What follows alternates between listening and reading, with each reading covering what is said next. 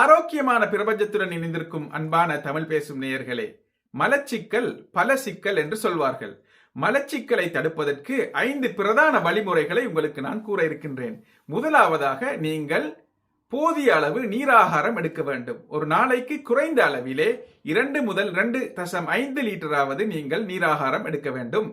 இரண்டாவதாக, நீங்கள் மரக்கறி மற்றும் பழ வகைகளை ஒரு நாளைக்கு கிட்டத்தட்ட 400 கிராம் அளவிலாவது, அதாவது 5 போர்ஷன்ஸ் நீங்கள் ஒரு நாளைக்கு எடுக்க வேண்டும். மூன்றாவதாக, நீங்கள் ஒரே இடத்திலே அதிக அளவிலே இருந்து கொண்டிருப்பதை நீங்கள் தவிர்க்க வேண்டும். நீங்கள் ஒரே இடத்திலே அதிக அளவிலே அமர்ந்து இருப்பதன் மூலம் உங்களுடைய தசை இறுக்கிகள், குத வாயலிலே இருக்கக்கூடிய தசை இறுக்கிகள் மிகவும் டைட் ஆகக்கூடிய வாய்ப்பு இருக்கின்றது. இதை தடுக்க வேண்டுமானால் கிட்டத்தட்ட ஒரு நாளைக்கு 30 நிமிடமாவது நீங்கள் நடக்க வேண்டும். நான்காவதாக, இறைச்சி சாப்பிடுவதை நீங்கள் குறைத்துக் கொள்ள வேண்டும். இறைச்சி சாப்பிடுவதனால் உங்களுக்கு மலச்சிக்கல் ஏற்படுவதாக விஞ்ஞானபூர்வமான தகவல்கள் இல்லை.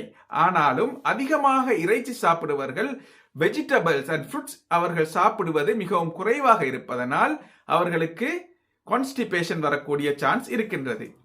ஐந்தாவதாக, நீங்கள் கழிவறைக்கு செல்லக்கூடிய நேரத்தை முகாமைத்துவப்படுத்த வேண்டும். விசேஷமாக காலையிலே அல்லது அதிகாலையிலேயே அதை பழக்கப்படுத்திக் கொண்டால் சிறப்பாக இருக்கும்.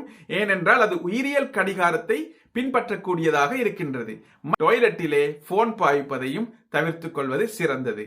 உங்கள் அனைவருக்கும் நன்றி. டாக்டர் ஏஆர் தமிழ் எனும் தமிழ் யூடியூப் சேனலிலே என்னை சப்ஸ்கிரைப் செய்து ஃபாலோ பண்ணுமாறு கேட்டுக்கொண்டு விடைபெறுகின்றேன்.